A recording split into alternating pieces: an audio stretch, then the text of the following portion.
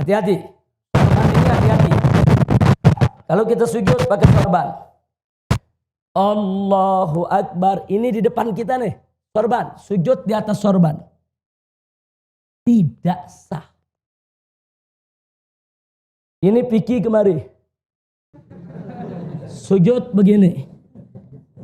Tidak sah. Kira-kira jelas tidak? Tapi kalau Piki ini jatuh. Sujud di atas Piki. Sah. Sah. Ini jatuh. Sujud di atas sorban. Sah. Tapi kalau sorban ini sedang kita pakai. Begini. Sorban di depan kita. Terus sujud di atas sorban. Tidak sah. Nah, kalau Anda lagi sujud. Tahu-tahu nggak sengaja ini begini. Anda udah sujud begini. Turunkan aja ini. Ini turunkan, selesai. Sholat Anda sah. Paham?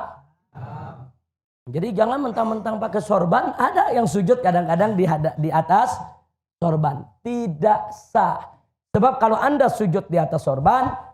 Sorban yang sedang Anda pakai. Berarti Anda sujud di atas pakaian yang sedang Anda gunakan. Gak boleh. Kira-kira jelas tidak? Nah, makanya sekarang. Bagaimana kalau orang rambutnya panjang nutup semua ini? Dia sujud. Tidak ada bagian jabahnya yang menempel di lantai. Ketutup rambut. Tidak sah. Ini jabah mesti nempel. Nah, nempelnya pun harus ada beban. Contohnya beban. Andai kata. Ini tempat sujud saya tepung atau bedak. Andai kata bedak. Kalau saya sujud, saya angkat. Ngejiplak, ada tanda sujud. Itu berarti saya sujud dengan beban. Ada orang sayang menjambulnya. Dia sujud hati-hati, saudara. Cuma nempel begini. Ada yang begitu. Andai kata ada bedak, nggak ada tanda sujud. Tidak sah. Sujud itu bukan sekedar nempel, tapi ada beban. Nah, jadi kalau dalam kitab fikih diumpamakan andai kata ada tepung, tepung itu ada bekas cap jidat kita. Kira-kira jelas tidak? Paham? Nah, jadi sujud ada tata caranya. Jangan sembarangan kita sujud. Posisi kaki jari lihat, posisi tangan lihat, posisi jidat lihat. Nah, ini yang penting. Termasuk perempuan yang suka yang pakai apa? Mukena. Kadang-kadang mukenanya panjang, begitu dia sujud, mukenanya di depan. Dia sujud di atas mukena. Tidak sah. Makanya hati-hati tempat sujud kita. Nah, jangan sampai berkaitan dengan apa yang sedang kita pakai. Kira-kira jelas tidak? Paham semua? Jadi kalau ini Piki nutup begini, sujud tidak sah. Tapi kalau ini Piki jatuh, sujud di atas Piki sah. Karena kalau fikih sudah terlepas, dia tidak lagi sedang kita pakai. Sampai di sini jelas? Paham?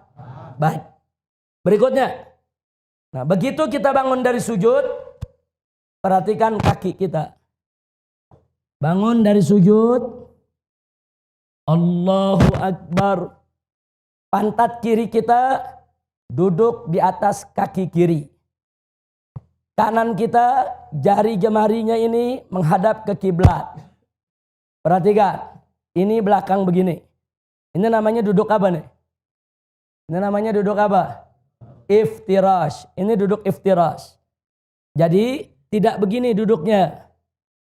Tidak juga begini.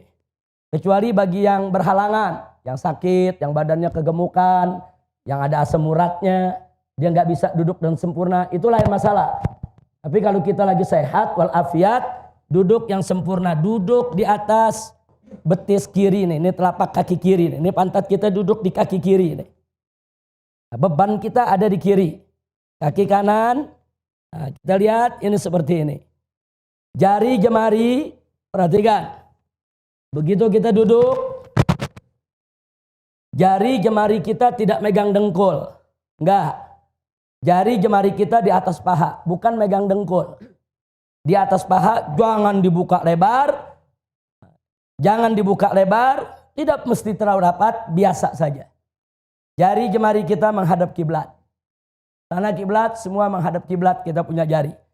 ujung jari sejajar dengan ujung dengkul kita. Jadi bukan di atas dengkul, tapi di atas paha ujung ini.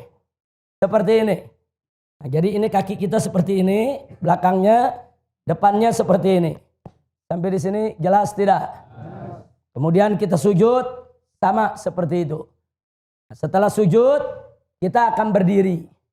Nah, dalam mazhab Syafi'i saat kita mau diri ada sunnah untuk kita yaitu duduk sejenak istirahat.